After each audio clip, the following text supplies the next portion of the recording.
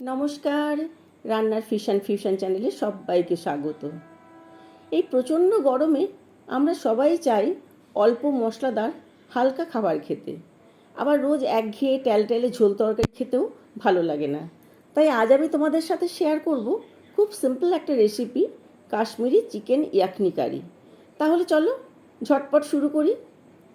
Chicken yakhni কারি করতে আমার লাগবে 500 গ্রাম চিকেনটা আমি প্রথমে ভালো করে ধুয়ে এর মধ্যে একে একে 1 চামচ লবণ, 1 চামচ আদা গুঁড়ো, 1 চামচ মৌরি গুঁড়ো, 1 চামচ গোলমরিচ গুঁড়ো দিয়ে ভালোভাবে মিক্স করে নিলাম। তারপর এতে 1 টেবিল স্পুন সর্ষের তেল দিয়ে ম্যারিনেট করে ঢাকা দিয়ে আধ ঘন্টা রেখে দিলাম। অন্যদিকে 350 গ্রাম দই আমি মিক্সিতে ব্লেন্ড করে নিলাম, এতে হাফ কাপ জল মেশালাম। আধ ঘন্টা পর ম্যারিনেট করা চিকেনটা কড়াইতে দিয়ে লো টু মিডিয়াম ফ্লেমে ঢাকা দিয়ে রান্না হতে দিলাম।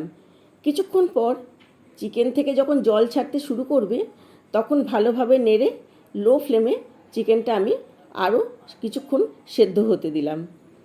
অন্যদিকে একটা কড়াইতে দইটা দিয়ে তাতে 1 চামচ বেসন, সামান্য লবণ, 3-4 কোয়া রসুন কুচি, একটা বড় পেঁয়াজ কুচি আর কয়েকটা গোটা গরম মশলা যেমন 2টো লবঙ্গ, 1 টুকরো দারুচিনি, একটা বড় এলাচ সব কিছু দিয়ে আমি মিডিয়াম ফ্লেমে ফুটতে দিলাম। এই সময় ক্রমাগত নাড়তে হবে দইটা, তা না হলে দইটা ফেটে যেতে পারে। এর মধ্যে আবার 1 টেবিল স্পুন সর্ষের তেল দিলাম।